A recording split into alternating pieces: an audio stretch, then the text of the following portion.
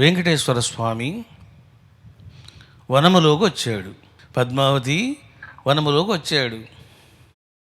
పద్మావతి దేవి తొలిసారిగా చూసింది వెంకటేశ్వర స్వామిని. ఇంకేముంది, ఆ స్వామి యొక్క తేజస్సును అందమును చూసి మురిసిపోయి మూర్ఛపోయింది పద్మావతి దేవి. చెలికత్తెలు వచ్చారు. ఏం జరిగిందని చెప్పేసి కంగారు పడి అంతఃపురంలోకి తీసుకొని పోయినారు. తండ్రికి చెప్పారు, ఆకాశరాజుకు, ఆకాశరాజా ఇట్లా జరిగింది అని. అప్పుడు ఆకాశరాజు కొంచెం విచారపడి వైదికపరమైనటువంటి జ్యోతిష్కులను రమ్మన్నాడు. వాళ్ళందరూ వచ్చారు, జరిగినంత చెప్పారు. అప్పుడు ఆ యొక్క వేద పండితులు అన్నారు, ఆకాశరాజా, మీ కూతురు ఒక దివ్య పురుషుడిని చూసింది, అందువలన ఆమెకు ఇటువంటి స్థితి కలిగింది. మరి ఈ స్థితి తొలగాలి అంటే చెయ్యవలసిన పని ఏమిటితో తెలుసునా? రుద్రునికి నమక చమక మంత్రాలతో అభిషేకం చేయించాలి పద్మావతి అమ్మాయి చేత అన్నారు వేద పండితులు. అప్పుడు ఎవరైతే ఈ యొక్క నమ్మకము చమకము మంత్రాలు పఠిస్తూ గొప్ప ఖ్యాతిని పొందారో ఆ టైంలోన వాళ్ళను పిలిపిస్తాడు ఆకాశరాజు. పిలిపించి చూడండి ఈ విధంగా చెబుతాడు.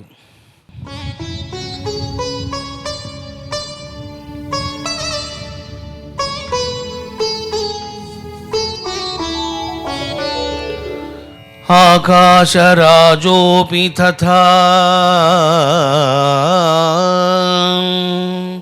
విప్రానాహూయ వైదికాన్ అభ్యర్చ్య ఆజ్ఞాపయామాస గత్వా దేవాలయం ద్విజాః.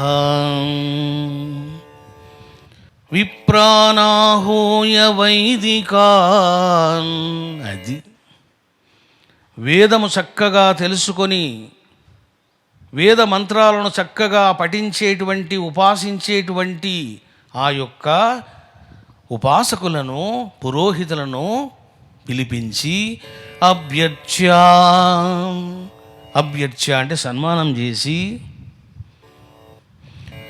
ఆజ్ఞాపయామాస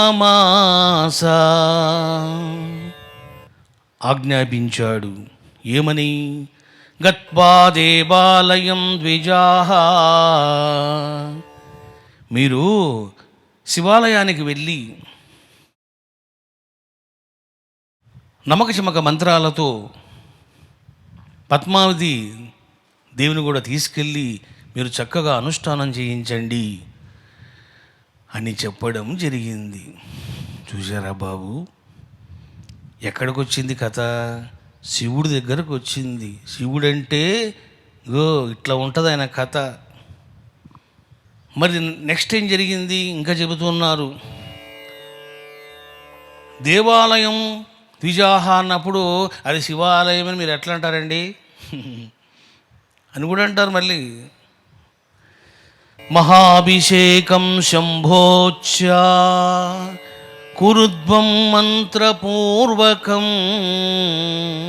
చూసారా, మహాభిషేకం చెయ్యండి, ఎంత ఖర్చు పెడతారో పెట్టండి, నో ప్రాబ్లం.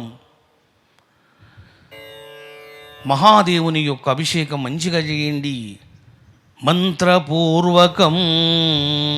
అది చూసారా బాబు, మంత్రపూర్వకం అంటే ఏమిటిది? నమ్మక చమక మంత్రాలతో. ఇంకా నమ్మకం అంటే అంత ఫేమస్, చమకం అంటే అంత ఫేమస్. అప్పుడు